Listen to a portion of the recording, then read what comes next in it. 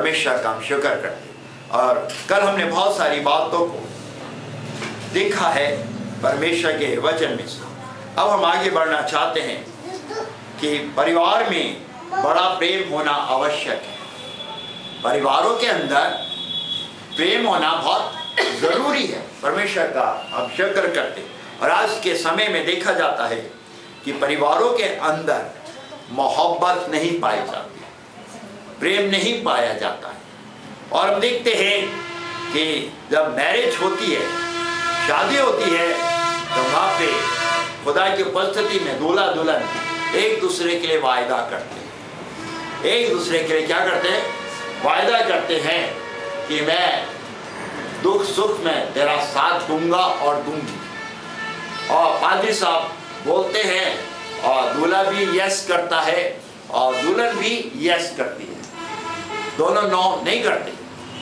परमेश्वर का हम शुक्र करते हैं। और हम देखते हैं कि जो दूल्हा दुल्हन उस समय परमेश्वर की उपस्थिति में कहते हैं, वहाँ खादिम के सामने नहीं कह रहे, किसके सामने कह रहे हैं? परमेश्वर के उपस्थिति में कह रहे हैं और परमेश्वर यहोवा के सामने कह रहे हैं। और ये जो संकल्प एक्चुअली देखा जाए तो एक तरह से संकल्प है परमेश्वर का धन्यवाद कि मैं मरते दम तक या उसका साथ दूंगा और दूंगी। लेकिन हम देखते हैं कि परिवारों के अंदर प्रेम नहीं पाया जाता, पति पत्नी में भी प्रेम नहीं है। इसका रीजन क्या, कारण क्या है?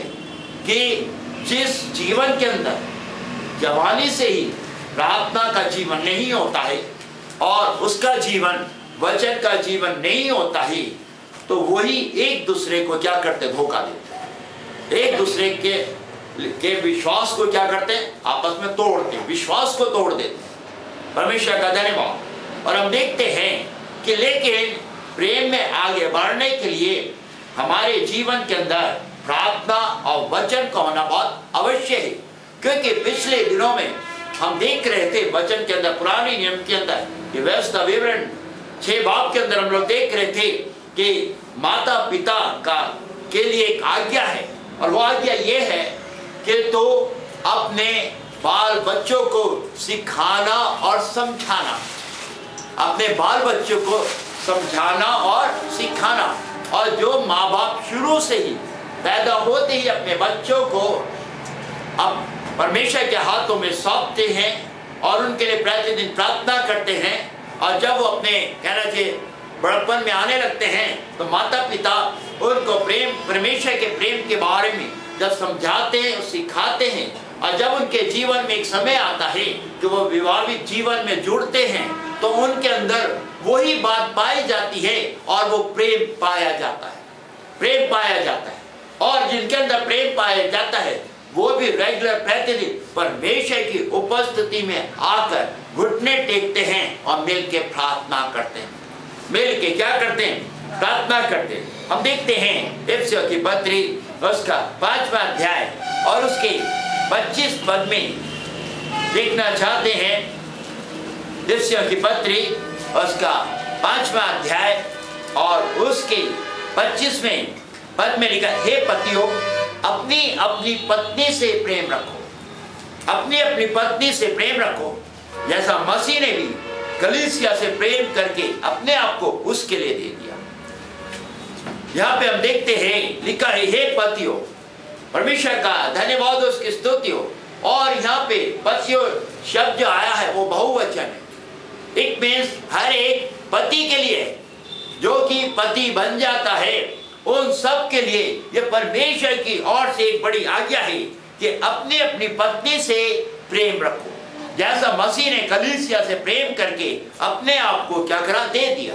अपने आप को मेरे और आपके लिए प्रभु यीशु मसीह ने क्या करा? दिया है। परमेश्वर का हम शुक्र करते हैं। और हम देखते हैं उसने स्वयं कहा है कि मैं अपनी भेड़ों के लिए अपना प्राण देता हूँ, मैं अपनी भेड़ों के लिए अपना प्राण देता हूँ। इतना नहीं, प्रभु यीशु मसीह मेरे और आपके लिए शापित बना, मेरे और आपके लिए क्या बना? शापित बना। अगर वो हमसे प्रेम नहीं करता तो शापित नहीं बनता। मेरे और आपके अधर्म को लेकर सलीब के ऊपर क्या हुआ? चढ़ गया। उसने स्वयं हमारे पापों का प्रायश्चित करा। क्यों? क्योंकि वो हमसे प्रेम करता है। वो हमसे क्या करता है? प्रेम करता है। और हम देखते हैं कि यीशु मसीह हमारा दूल्हा है। वो हमारा कौन है? दूल्हा है। और दूल्हा दुल्हन से प्यार करता है। परमेश्वर का हम शुक्र करते हैं। अगर वो दूल्हा नहीं कहलाता, अर्थात चरवा नहीं बनता, परमेश्वर का हम धन्यवाद करते, तो वो हरगिज़ नहीं कहता कि मैं अपनी भेड़ों के लिए अपने प्राणों को देता। इवन यहाँ तक कि वो पतरस से भी नहीं कहता, ये यदि तुम मुझसे प्रेम करता है तो मेरी भेड़ों को चरा। और यहाँ पर हम देखते हैं कि उसका संबंध, उसका नाता परमेश्वर यहोवा का उसके लोगों के साथ है, और वो हमारा दूल्हा है।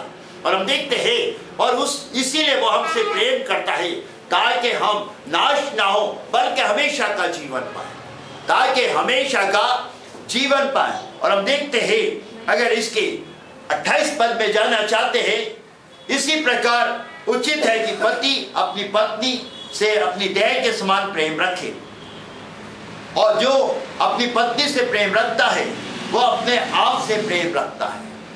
वो अपने आप से क्या करता है? प्रेम रखता है।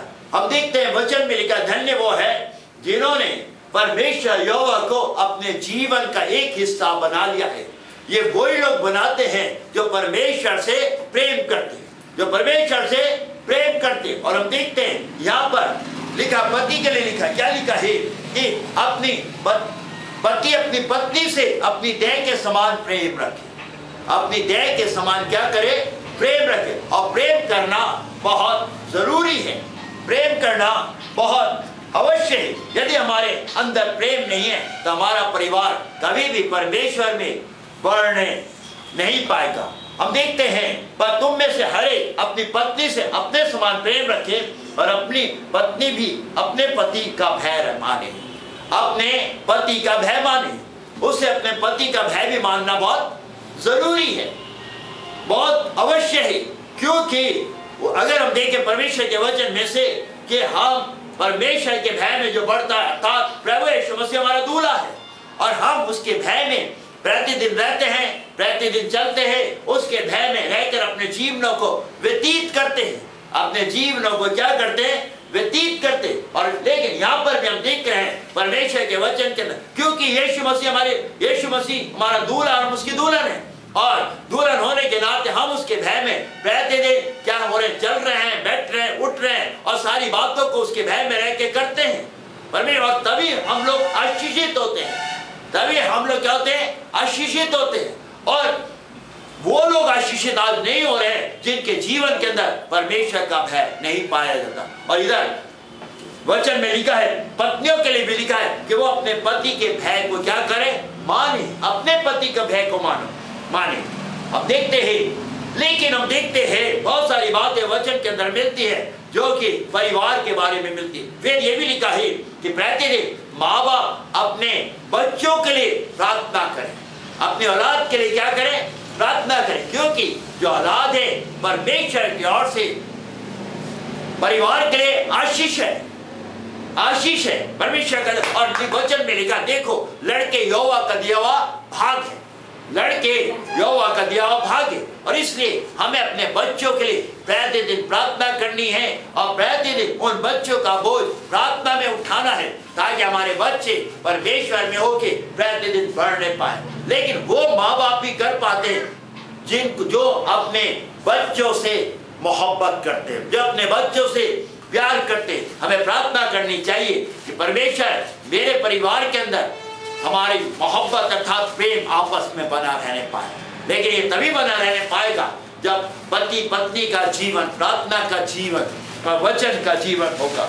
लेकिन अब हम कुछ ऐसी बातों को देखेंगे जिसके कारण हम परमेश्वर के प्रेम से अलग हो जाते हैं। पहला तीमुथियुस 6 बाब उसके 10 पद के अंदर जाना चाहते हैं।